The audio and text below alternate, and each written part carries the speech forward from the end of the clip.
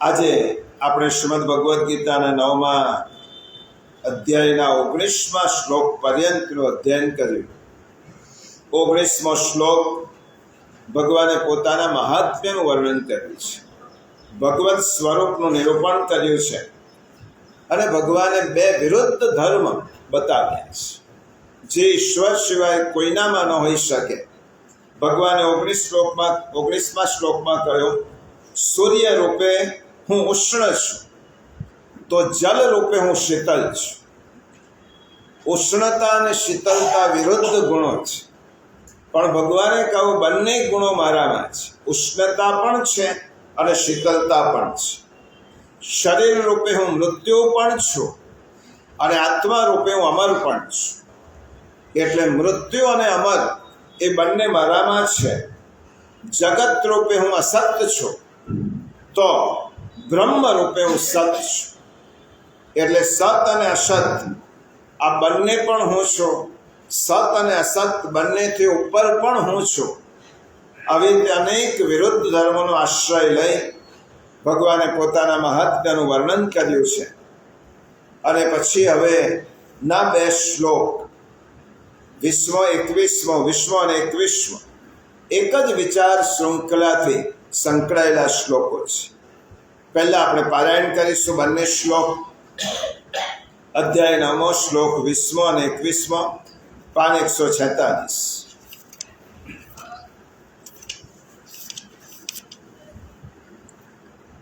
ત્રૈવિદ્યામાં સોમપઃ પૂતપાપા યજ્ઞૈરિષ્ટવા સ્વર્ગતિં પ્રાર્થયન્તે તે પુણ્યમાસાદ્ય સુરેન્દ્રલોકં અશ્નન્તિ દિવ્યાન દિવિ દેવ ભોગાન તે તં ભુક્ત્વા સ્વર્ગલોકં વિશાલં ક્ષિણે પુણ્યે મર્ત્યલોકં વિશન્તિ એવં ત્રૈધર્મમનો પ્રપન્ના ગતાગतं કામ કામા લભન્તે। ત્રૈવિદ્યા શબ્દના અર્થ ત્રણેય વેદોમાં વિધાન કરાયેલા સકામ કર્મો, સોમપાહ એટલે સોમરસ પીનારા, પૂતપાપઃ પાપ વિનાના માણસો, મામ એટલે મને, યજ્ઞ એટલે યજ્ઞો દ્વારા, ઇષ્ટ એટલે પૂજીને, સ્વર્ગતિમ સ્વર્ગની પ્રાપ્તિ માટે પ્રાર્થયંતે પ્રાર્થના કરે છે, તે એટલે એ માણસો, પુણ્યમ પોતાના પુણ્યોના ફળ સ્વરૂપે, સુરેન્દ્રલોકમ સ્વર્ગલોકને આસાદ્ય પામીને, દિવી સ્વર્ગમાં, દિવ્યાન દિવ્ય એવા, દેવભોગાન એટલે દેવતાઓના ભોગોને, અશ્નંતિ ભોગવે છે, તે તેઓ, તમ એ, વિશાલમ એટલે વિશાળ, સ્વર્ગલોકમ એટલે સ્વર્ગલોકને, ભુક્ત્વા એટલે ભોગવીને, પુણ્ય એટલે પુણ્ય, ક્ષીણે એટલે ક્ષીણ થતા, મર્ત્યલોકમ મૃત્યુલોકમાં, અશંતિ પાછા આવે છે। એવમ એ રીતે સ્વર્ગના સાધનરૂપ ત્રૈધર્મમ ત્રણેય વેદોમાં કહેલા સકામ કર્મો અનુપ્રપન્ન આશ્રય લઈને કામસક્તા ભોગોને ઈચ્છનાર માણસો ગતાગતમ વારંવાર આવાગમન લભન્તે પામે છે। એનો અર્થ એ થયો, આપણે ગીતામાં આપેલો જ છે, જુઓ 20મો અને 21મો, ત્રણેય વેદોમાં વિધાન કરાયેલા સકામ કર્મોને કરનારા, સોમરસ પીનારા, પાપ વિનાના માણસો મને યજ્ઞો દ્વારા પૂજીને સ્વર્ગની પ્રાપ્તિ ઈચ્છે છે। એ માણસો પોતાના પુણ્યોના ફળ સ્વરૂપે સ્વર્ગલોકને પામીને સ્વર્ગમાં દિવ્ય એવા દેવતાઓના ભોગોને ભોગવે છે। તેઓ એ વિશાળ સ્વર્ગલોકને ભોગવીને પુણ્ય ક્ષીણ થતા મૃત્યુલોકમાં પાછા આવે છે। આ રીતે ત્રણેય વેદોમાં કહેલા સ્વર્ગની પ્રાપ્તિના સાધનભૂત સકામ કર્મોનો આશ્રય લેનારા તેમજ ભોગોને ઈચ્છતા માણસો વારંવાર ગમન આવાગમનને પામે છે, એટલે કે પુણ્યના પ્રભાવે સ્વર્ગમાં જાય છે અને પુણ્ય ક્ષીણ થતા એ મૃત્યુલોકમાં આવે છે. ભગવાને આ 2 શ્લોકમાં માહિતી આપે છે. પુણ્યના પ્રભાવે સ્વર્ગમાં જાય છે અને પુણ્ય ક્ષીણ થતા એ પાછા મૃત્યુલોકમાં આવે છે. આ 2 શ્લોકમાં ભગવાને ખૂબ સ્પષ્ટ વાત કરી છે. સૃષ્ટિનો નિયામક હોય એ જ આવી વાત કરી શકે કે કોણ કયા લોકમાં જાય છે, કેટલો સમય રહે છે, ક્યારે પાછા આવે છે. પુણ્યનું ફળ સ્વર્ગ છે અને કર્મોના ફળ રૂપે ત્યાં જાય છે અને પાછું ફળ પૂરા થાય એટલે મૃત્યુલોકમાં આવે છે.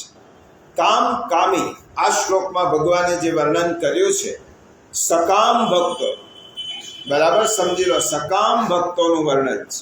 નિષ્કામ ભક્તોનું વર્ણન તો હવે આવવાનું છે, કારણ કે ભક્તિની વાત કરે છે ત્યારે ભગવાને કહ્યું મારી ભક્તિ કરનારા જુદા જુદા લોકો હોય છે. કેટલાક લોકો ભક્તિ કરીને પુણ્ય કમાય છે, પુણ્યના પ્રભાવે સ્વર્ગ પ્રાપ્તિ કરે છે અને પુણ્ય પૂરું થાય પાછા અહીં આવે છે.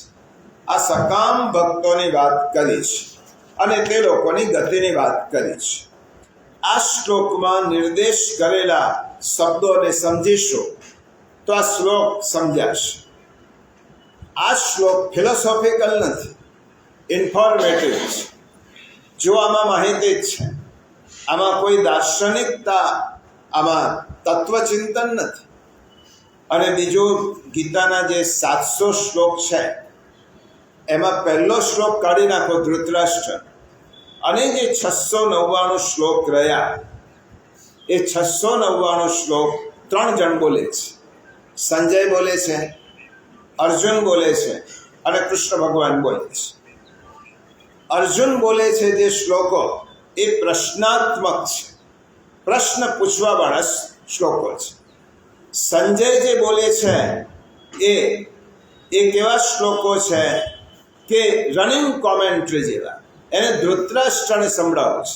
જેવી રીતે આપણે ક્રિકેટ સાંભળતા હોઈએ અને રનિંગ કોમેન્ટ્રેટર આપે, આમ થયો.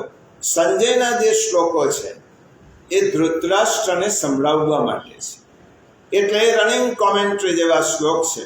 એની પણ ફિલોસોફી ના હોય, એ જે ઘટના બની છે એ કહે છે.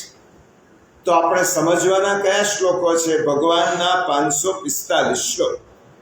હવે ભગવાન જે શ્લોક બોલ્યા છે એમાં કેટલાક શ્લોકો માહિતીપ્રદ છે, ઇન્ફોર્મેટિવ, જેવી રીતે આ બંને શ્લોક, અને ઘણા શ્લોકો માહિતી આપનારા શ્લોકો છે. કેટલાક શ્લોકો ભગવાને આદેશાત્મક બોલ્યા છે. નિયતમ કુરુ કર્મત્વમ તસ્માત યોગી ભવાર્જુન, આદેશ કર્યો છે. કેટલાક શ્લોકો ભગવાને કહ્યા છે ગીતામાં ઉપદેશાત્મક, ઉપદેશ રૂપે કહ્યા છે. મમ વર્તમાનુમર્તન્તે મનુષ્યા પાર્થ સર્વસ, તારે મનુષ્યની જેમ જીવતા શીખવું જોઈએ. જ્યાં જોઈએ શબ્દ આવે એ ઉપદેશ છે. જ્યાં ભગવાને ઓર્ડર કરવાનો છે તો કર્મયોગી થા, તો જ્ઞાની થા, તો ભક્ત થા, તે આદેશાત્મક શ્લોક છે. પણ કેટલાક શ્લોક એવા છે તાત્વિક, ફિલોસોફિકલ, જે આપણે ગયો શ્લોક જોયો ગતિર ભરતા પ્રભુ સાક્ષી, એકદમ તાત્વિક શ્લોક છે, ફિલોસોફિકલ છે. એના શબ્દો તમે ન સમજો તો એ શ્લોક ન સમજાય. ગતિ એટલે શું તમને ખ્યાલ ના હોય તો એ ન સમજાય, ભરતા વગેરે. આ 2 શ્લોક છે એ ઇન્ફોર્મેટિવ છે, અને ઇન્ફોર્મેટિવ શ્લોક હોય તો ભગવાનની માહિતીને આપણે સરળતાથી સમજવાની છે. જે ભગવાન બોલ્યા છે તે પહેલા ભગવાને શું કહ્યું? ત્રૈવિદ્યામામ સોમપાહા ઉતપાપાહા. આટલું સમજી લઈએ. ત્રૈવિદ્યા, 3 વેદ, ઋગ્વેદ, યજુર્વેદ અને સામ. આ 3 વેદમાં આપેલી વિદ્યાને ભગવાને કહ્યું છે ત્રૈવિદ્યા. ત્રણ વેદમાં આપેલી વિદ્યા એને વેદત્રય કહેવાય. આપણે જે વારંવાર આ શબ્દોનો ઉપયોગ કરીએ છીએ, વેદત્રય, ત્રણ વેદ, ઋગ્વેદ, સામવેદ અને યજુર્વેદ. એમાં અથર્વવેદને ગણ્યો નથી. એનું કારણ હું 10મા અધ્યાયમાં કહીશ. આ ત્રણ વેદ છે.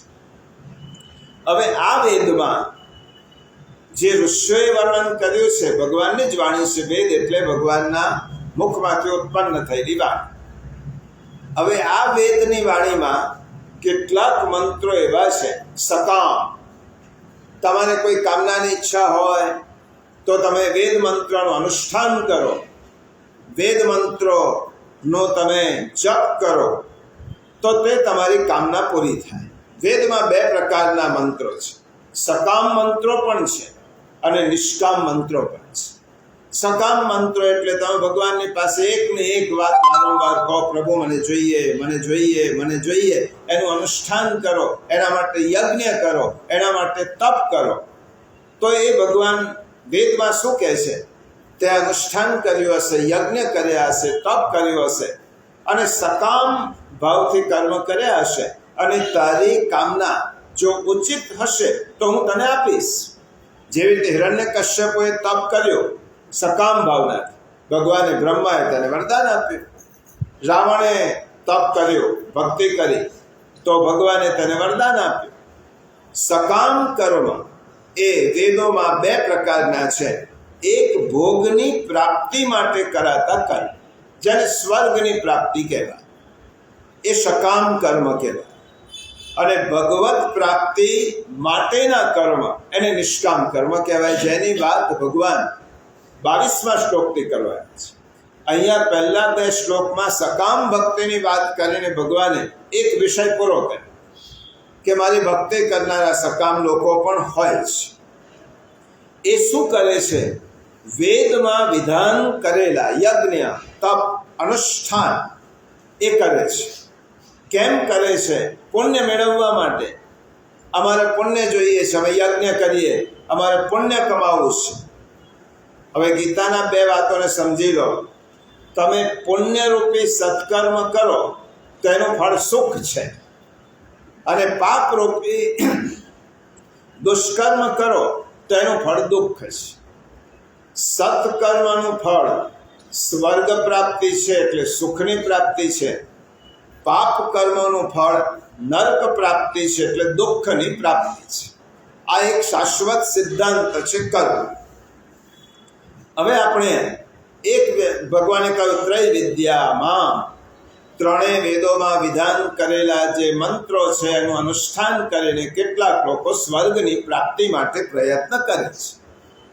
પછી અહીં એક શબ્દ આવે છે સોમપાહા. આ શબ્દનું વિશ્લેષણ એટલા માટે જરૂરી છે કારણ કે આ શબ્દ માટે બહુ ગેરસમજ થઈ છે. સોમ રસ પીનારા એટલે આપણે સ્વાભાવિક લોકો એવો અર્થ કરે કે આપણે હમણાં દારૂ પીએ છીએ. પહેલાના દેવતાઓએ સુરાપાન કરતા હતા, સોમરસનું પાન કરતા. સોમપાહ ભગવાને ગીતામાં શબ્દ કહ્યો છે. સોમપાહા એનો શાબ્દિક અર્થ શું થાય? સોમરસનું પાન કરનારા. હવે આપણને ગીતાની સમજણ નથી, ઋષિઓ જે કહેવા માંગે છે તે ખબર નથી, એટલે આપણે સોમરસને અને મદ્યપાનને એક જ કેટેગરીમાં મૂકી દીધી. જેવી રીતે આજે કોઈ દારૂ પીતો હોય શ્રીમંત માણસ કે કોઈ પણ વ્યસની માણસ, એવી રીતે દેવો સ્વર્ગમાં જઈ અને સુરાપાન કરતા હતા. સુરાનો અર્થ શું થાય? સુરાપાન એટલે મદ્યપાન નહીં, સુરાપાન એટલે દારૂ નહીં, પરંતુ આ સુરાપાન એ શું છે? અહીંયા ભગવાને કહ્યું સ્વર્ગની પ્રાપ્તિ માટે વેદમાં વિધાન કરેલા મંત્રોનું અનુષ્ઠાન કરનારા, સુરાપાન કરનારા, મદ્ય સોમરસનું પાન કરનારા. હવે આપણે સુરાપાન અને મદ્યપાન, ઘણા લોકો આ વેદનો સંદર્ભ આપીને કે ગીતામાં પણ કહ્યું છે કે દેવો સુરાપાન કરતા હતા, તો અમને દારૂ પીવામાં શું વાંધો છે? આપણી સમજણ બહુ જ ખોટી છે. સોમરસ એ શું છે? પહેલાના લોકોને આપણામાં ફેર છે. પહેલાના લોકો દેવું કરીને ઘી પીતા હતા, એટલે એમનું શરીર સારું રહેતું હતું દેવો ભરપાઈ કરવા માટે. અને આપણે દેવું કરીને દારૂ પીએ છીએ, એટલે દેવું ભરપાઈ કરવા માટે શરીર સારું નથી. એટલે પહેલાના લોકો શું કરતા તે મહત્વનું નથી, શા માટે કરતા. સોમરસ, સોમલતા, બરાબર સમજો. સોમલતા કે સોમવલ્લી આ વનસ્પતિ શાસ્ત્રનો શબ્દ છે. સોમલતા અને સોમવલ્લી નામની એક લતા આવે છે. હવે એનું નામ શું છે? સોમલતા. સોમ એટલે ચંદ્ર. સોમ ચંદ્રથી ઉગતી લતા એ વલ્લી. તેના વિષયમાં શાસ્ત્ર એમ કહે છે કે આ સોમલતા એવી છે, સોમવલ્લી એવી છે કે જેવી રીતે શુક્લ પક્ષમાં પ્રતિદિન ચંદ્રમાની એક એક કળા વધે છે, એવી રીતે આ વેલ એવી છે કે જેમ જેમ ચંદ્રની એક એક કળા વધતી જાય એમ આ વેલીને એક એક પાન આવે છે. આનું વર્ણન છે શાસ્ત્રો. આ સોમલતાને જેમ એકમ થઈ શુદ્ધ એકમ તો આ લતાને પહેલું પાન આવે, શુદ્ધ બીજ થઈ તો બીજું પાન આવે. જેમ જેમ ચંદ્રની કળા વધતી જાય એવી રીતે તેને એક એક પાન આવતા જાય. કૃષ્ણ પક્ષમાં શું થાય? જે પાન આવ્યા હતા એ ધીમે ધીમે એક એક કલા ઓછી થઈ એટલે એક એક પાન ઓછું થતું જાય. જેવી રીતે ચંદ્રમાં વૃદ્ધિ આવે છે અને ચંદ્રમાં જેવી રીતે કલા આવે છે એવી રીતે આ વૃદ્ધિ અને કલા આ સોમવલ્લીને લાગુ પડે.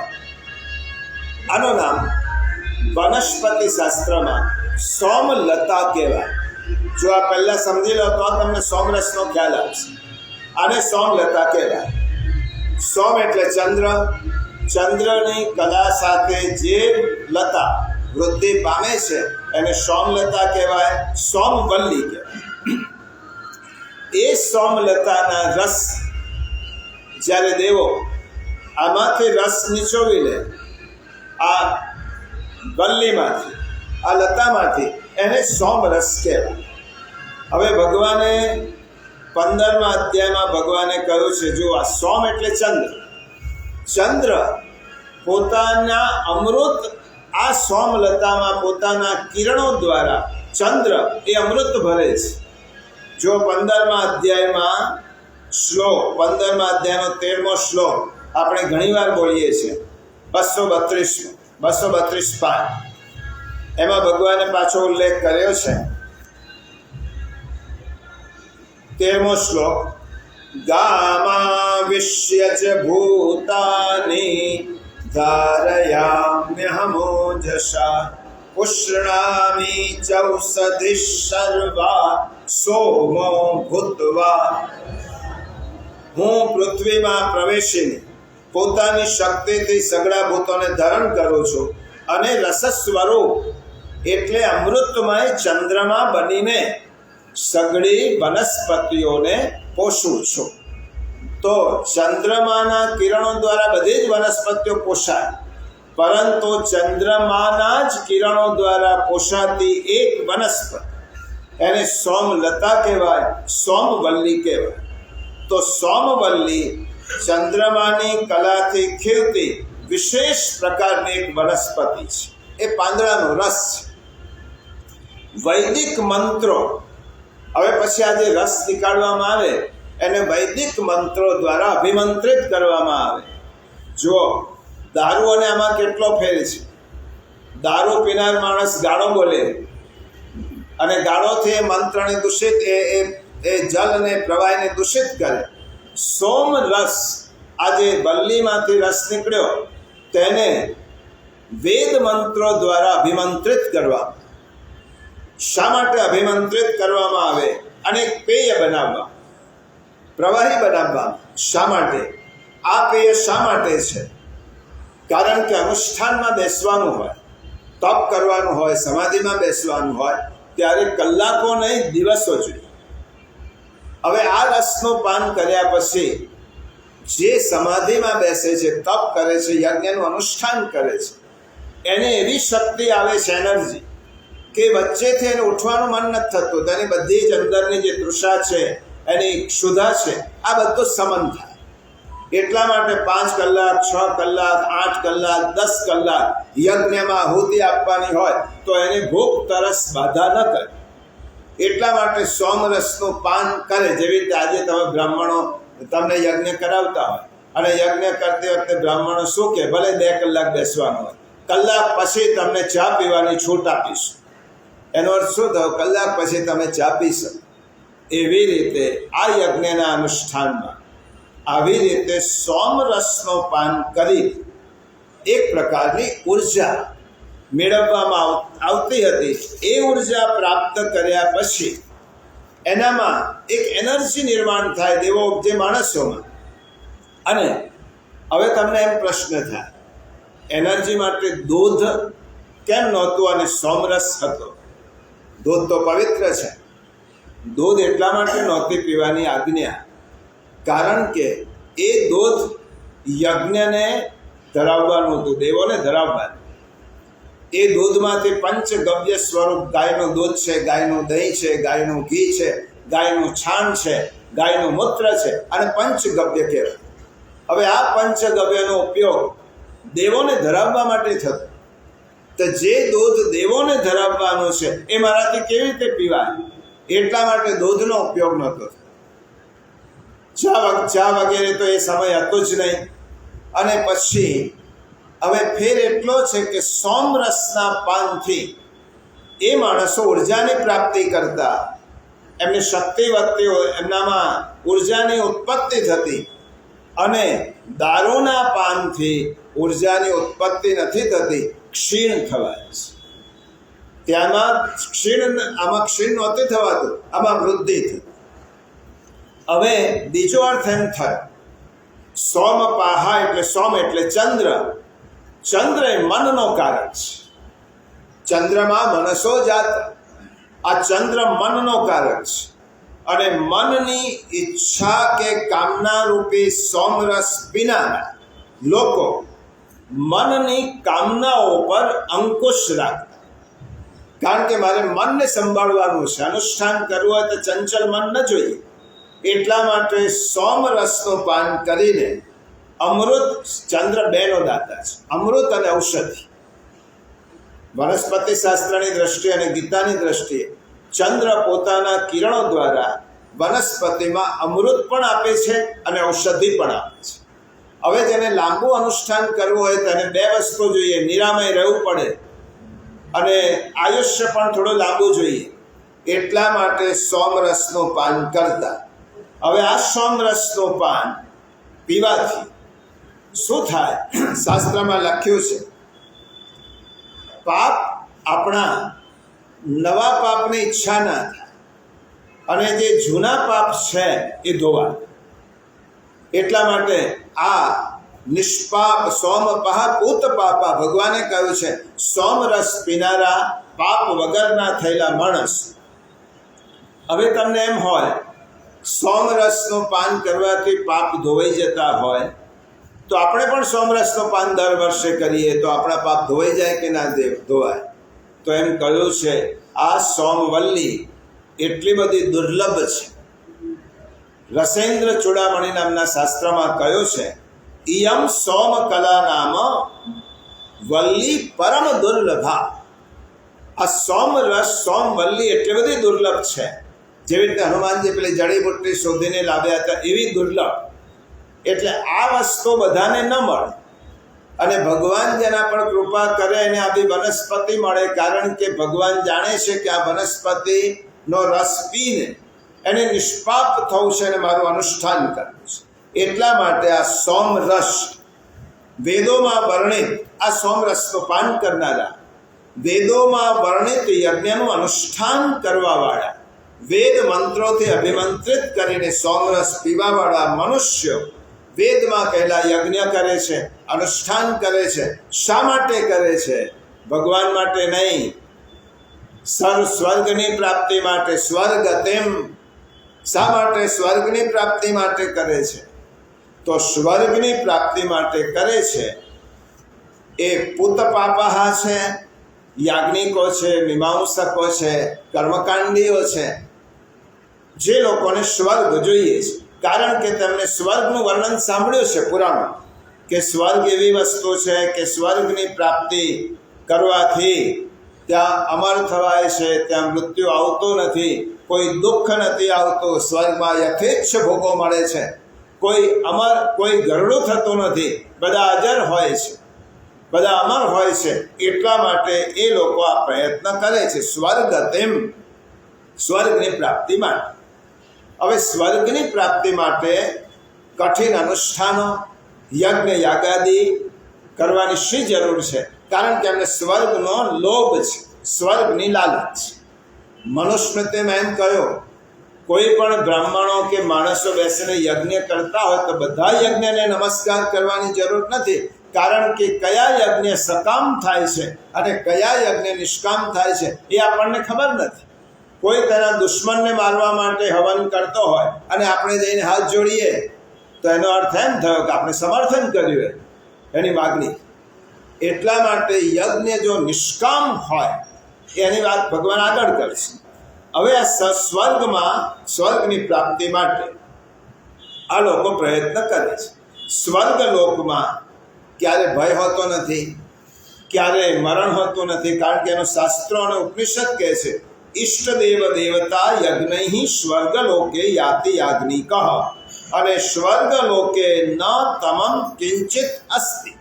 સ્વર્ગલોકમાં ક્યારે પણ એ દુઃખ હોતું નથી. ઘણા લોકો એમ કહે છે કે આ પૃથ્વી ઉપર જે શ્રીમંતો છે એ સ્વર્ગ ભોગવે છે, પણ ખોટી વાત છે. આપણી માન્યતા બરાબર નથી, કારણ કે સ્વર્ગમાં તો વૃદ્ધાવસ્થા પણ નથી, સ્વર્ગમાં મૃત્યુ પણ નથી, અને સ્વર્ગમાં ભય પણ નથી. તો આજનો શ્રીમંત માણસ કંઈ અજર નથી રહેતો, અમર નથી રહેતો, ભય રહિત નથી રહેતો. એને પુણ્યના ફળ રૂપે શ્રીમંતાઈ મળી, પણ સ્વર્ગ મળ્યું એમ ન કહેવાય. એટલા માટે ભાગવતમાં પણ લખ્યું છે કે યજ્ઞો દ્વારા દેવતાઓની ઉપાસના કરનારા યાજ્ઞિકો સ્વર્ગલોકમાં જાય છે. આટલું સ્પષ્ટ થયા પછી હવે ભગવાને બીજો શ્લોક કહ્યો. હવે જે એને અનુષ્ઠાન કરીને પુણ્ય પ્રાપ્ત કર્યા છે એ ક્યારેક તો ખલાસ થવાના જ છે. તો ક્ષીણે પુણ્ય મળતે લોકમ વિશંતિ, એને પાછું એના પુણ્ય ખલાસ થાય ત્યારે તેને મૃત્યુ લોકમાં પાછું આવવું પડે છે. એટલા માટે સમજી લો, દેવ યોનિ અને પશુ યોનિ. તમને મનુષ્ય યોનિનું મહત્વ સમજાય એટલા માટે કહું છું, આગળ પણ આપણે કહી ગયા છે. દેવ યોનિ અને મનુષ્ય યોનિ આ બંને ભોગ યોનિ છે. દેવ યોનિ એટલા માટે છે કે જે લોકોએ પુણ્ય કર્મ કર્યા હોય એના ફળ રૂપે એને સ્વર્ગ મળે, દિવ્યત્વની પ્રાપ્તિ થાય, અને સ્વર્ગ મળ્યા પછી એને સ્વર્ગમાં પોતાના કરેલા પુણ્યનું ફળ માત્ર ભોગવવાનું જ છે. નવ પુણ્ય થઈ શકતું નથી, સ્વર્ગમાં નથી પાપ થઈ શકતું. એટલા માટે એક ભોગ યોનિ છે એને દેવ યોનિ, સુખના ફળ ભોગવવા માટે દેવ યોનિ. અને બીજી યોનિ છે પશુ યોનિ, સર્પ છે, વીંછી છે, શ્વાન છે, આ પશુ યોનિ. પશુ યોનિ શેના માટે છે? પાપ કર્મ ભોગવવા માટે. તમારા પાપ એટલા બધા હોય કે તમારું જમા પાસું તો હોય જ ના, પણ બેલેન્સ પણ કશું ના હોય અને પાપ જ હોય, તો પશુ યોનિમાં 14મા અધ્યાયમાં ભગવાન કહેવાના છે પશુ યોનિ થાય. એટલા માટે કૂતરો તમને કરડી જાય, કૂતરાને પાપ લાગતું નથી. સાપ તમને કરડી જાય, સાપને પાપ લાગતું નથી, કારણ કે પશુ યોનિમાં પાપ ભોગવવા માટે જ યોનિ છે. એટલે ત્યાં નવા પાપ નથી થતા, નવા પુણ્ય નથી થતા. સ્વર્ગલોકમાં નવા પુણ્ય થતા નથી, નર્કલોકમાં પાપ થતા નથી, કારણ કે પાપ ભોગવે છે. હવે ત્રીજી યોનિ છે જે આપણે યોનિમાં મનુષ્ય યોનિ, એમાં પાપ અને પુણ્ય બેલેન્સ, સમતોલ છે. એટલે આપણો પાપ અને પુણ્યનો જે પલ્લો છે એ કોઈ નીચો નથી, સમતોલ છે. અને એના કારણે આપણે મનુષ્ય યોનિ કર્મ યોનિ ગણાય. કર્મ યોનિ એટલા માટે ગણાય કે તમે પુણ્ય પણ કર્મ કરી શકો અને પાપ કર્મ પણ કરી શકો. તમે બેલેન્સ અહીંયા પણ વધારી શકો અને અહીંયા પણ વધારી શકો. સમજવા માટે કહું, બેંકમાં 3 પ્રકારના કસ્ટમર હોય છે. એક એવા હોય છે ડિપોઝિટર, જેને પોતાની ડિપોઝિટ બેંકમાં જમા કરી છે. હવે આ ડિપોઝિટર છે, એને પોતાની મૂડી બેંકમાં છે. બેંકમાં જ્યારે લેવા જશે ત્યારે બેંક ના નથી પાડવાની, કારણ કે એની રકમ જમા છે. જ્યાં સુધી રકમ જમા હશે ત્યાં સુધી બેંક એને આપશે, કારણ કે બેંકે પોતાનું નથી આપવાનું, એનું જ આપવાનું છે. આ ડિપોઝિટર. બેંકમાં બીજો એક વર્ગ છે ડિફોલ્ટર, જેને બેંકના પૈસા પોતાના તો વાપરી જ દીધા છે, બેંકના રૂપિયા લઈને પણ વાપરી દીધા છે.